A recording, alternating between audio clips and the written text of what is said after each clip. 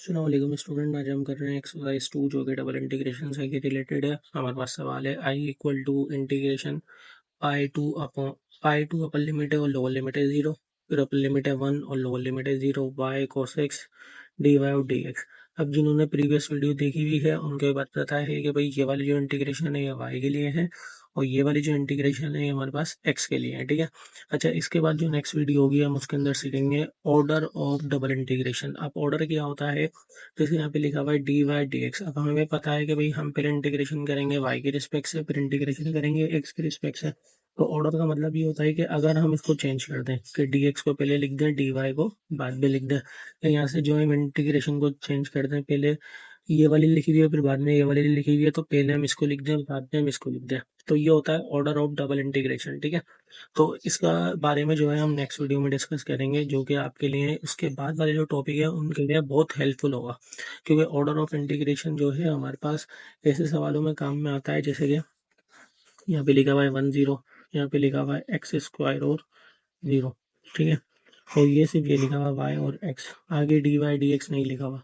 तो अब हम इसको जो है ऑर्डर के थ्रू सॉल्व करते हैं। ठीक है ना। तो इस वजह से नेक्स्ट वीडियो में हम डिस्कस करेंगे ऑर्डर ऑफ डबल इंटीग्रेशन। ठीक है। अभी जो है हम इसको सॉल्व करते हैं। तो आपको पता है यहाँ पे जो है वाई और कोस एक्स ये हो रहा है आपस में मल्टीप्लाई, तो हम जो है इसको अलग अलग करके लिख सकते हैं कुछ इस तरीके से इंटीग्रेशन।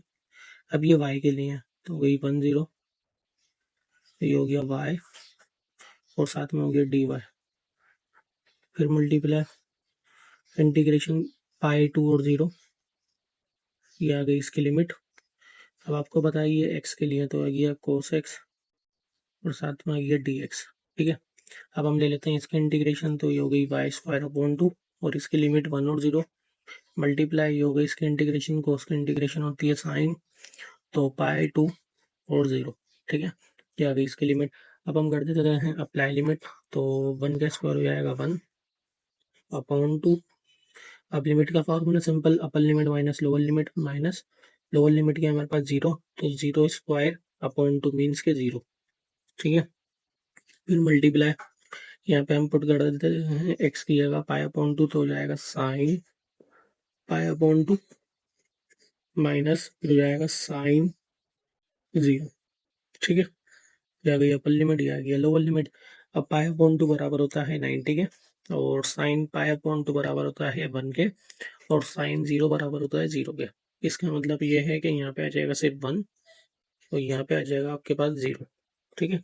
तो यहाँ पे सिर्फ क्या बचेगा 1/2 मीन्स क्या 1/2 मल्टीप्लाई यहाँ पे बचा सिर्फ 1, तो इस पूरे का आंसर हो जाएगा हमारे पास 1/2 मीन्स के 0.5 यूनिट्स। ठीक है। इस एक्सरसाइज के अंदर हमारे पास 3 सवाल है। तो क्वेश्चन नंबर हमारे पास 2 है, आई बराबर है 3 -8 का मतलब अपर लिमिट 3 है, लोअर लिमिट -8, अपर लिमिट 1 है, फिर -1 है, वाई स्क्वायर डी वाई और डी एक्स। ठीक है। अब यहाँ पे एक्स की कोई भी वैल्यू गिवन नहीं है, लेकिन हमें पता है ये वाली इंटीग्रेशन हमारे पास वाई के लिए है और ये वाली इंटीग्रेशन हमारे पास एक्स के लिए है। तो इसे सेपरेट कर लेते हैं कि भाई ये 3 -8 और यहाँ पे हम लिख लेते हैं d x multiply integration 1 - 1 y square हो गया डी वाई। ठीक है। अब यहाँ की जो इंटीग्रेशन हो जाएगी वो जाएगी सिंपल एक्स। ठीक है। और उसकी लिमिट 3 और -8 आ गई, 3 और -8 मल्टीप्लाई वाई स्क्वायर की इंटीग्रेशन हो जाएगी y³ अपॉन 3। ठीक है। और इसकी लिमिट 1 और -1 आ गई, 1 और -1। अब हम करते हैं अपर limit minus lower limit put करते हैं। अपर लिमिट है इसकी 3 माइनस लोअर लिमिट है -8। ठीक है स्टूडेंट। मल्टीप्लाई अब इसकी अपर लिमिट है 1, तो 1 का क्यूब हो जाएगा 1/3 माइनस लोअर लिमिट है -1, तो -1 का क्यूब हो जाएगा -1। ठीक है। और अपॉन में 3। अब हम जरा इसको सॉल्व कर लेते हैं फर्दर। ये आएगा 3 -+8 मल्टीप्लाई 1/3 -++1/3। ठीक है। ये जाएगा हमारे पास 3 + 8 11 मल्टीप्लाई यहाँ ले लेते हैं हम इसका एलसीएम, जो जाएगा 3 एलसीएम 1 + 1 हो जाएगा 2, तो 11 × 2 = 22 और अपॉन में 3। चाहो तो आप इसको डिवाइड भी करा सकते हो, वरना यहीं पे भी आंसर आपके पास ठीक है, यूनिट्स। ठीक है, तो ये आ गया हमारे पास क्वेश्चन नंबर 2 का आंसर। अब चलते हैं जरा क्वेश्चन नंबर 3 की तरफ। क्वेश्चन नंबर 3 है हमारे पास, आई इक्वल टू इंटीग्रेशन लिमिट दी हुई है 1 0, अगेन इंटीग्रेशन लिमिट दी हुई है 5 और 0, और सवाल है s प्लस 1 पावर 4 dt और ds। ठीक है, अब हमें पता है कि ये वाली जो है वो t के लिए है, और ये वाली जो है वो हमारे पास s के लिए है। सही है, तो हम इसको कुछ इस तरीके से लिख लेते हैं। ये आ गया 5 0। अब यहाँ पे t की कोई वैल्यू नहीं है, बस सिंपल है dt, तो dt का dt मल्टीप्लाई इंटीग्रेशन, ये आ गया 1 0, ये आ गया भाई s प्लस 1 के ऊपर पावर 4, और ये हो गया ds। ठीक है, अब ले लेते हैं जरा इसकी इंटीग्रेशन। इसकी इंटीग्रेशन सिंपल हो जाएगी t, इसकी लिमिट आ जाएगी 5 और 0 मल्टीप्लाई, इसकी इंटीग्रेशन की हो जाएगी s प्लस 1 के ऊपर पावर 5 अपॉन 5, और इसकी लिमिट आ जाएगी 1 और 0। अब वही सिंपल अप्लाई करते हैं, अपर लिमिट माइनस लोअर लिमिट, तो ये आ जाएगा हमारे पास 5 माइनस 0, ये आ गई हमारे पास upper limit minus lower limit multiply.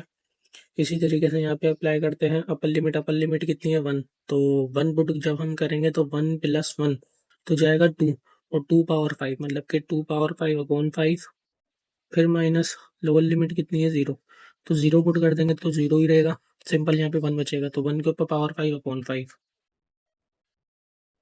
ठीक है, अब ये हो गया भाई आई इक्वल टू, यहाँ पे तो बचा सिंपल 5 मल्टीप्लाई 2 पावर 5 बराबर होता है हमारे पास 32 अपॉन 5 माइनस, और 1 पावर 5 हमारे पास बराबर होता है 1 के अपॉन 5। ठीक है, अब हम ले लेते हैं इसका एलसीएम, तो आई इक्वल टू 5 मल्टीप्लाई, ये आ गया हमारे पास 5, 32 में से 1 गए भाई, कितने बचे हमारे पास 31, और ये हो गया हमारे पास 5 से 5 कैंसिल, तो यहाँ पर हमारे पास आंसर बचा आई इक्वल टू 31 यूनिट्स। ठीक है स्टूडेंट, नेक्स्ट वीडियो में हम स्टार्ट करने जा रहे हैं ऑर्डर ऑफ डबल इंटीग्रेशन। वो वीडियो आप लोग जो है ज़रूर देखिएगा, ताकि जो है उसके बाद वाली जो इंटीग्रेशन होगी उसके अंदर आपको यह हेल्प आउट हो जाएगी कि भाई हमें अब इंटीग्रेशन किसकी रिस्पेक्ट से लेनी है, क्या वाई की रिस्पेक्ट से लेनी है या एक्स की रिस्पेक्ट से लेनी है, या अगर हम इसका यहाँ पे ऑर्डर चेंज कर लें तो क्या हमारा इससे आंसर पे कोई फ़र्क पड़ेगा या नहीं। ठीक है स्टूडेंट, तो तब तक के लिए अल्लाह हाफिज़।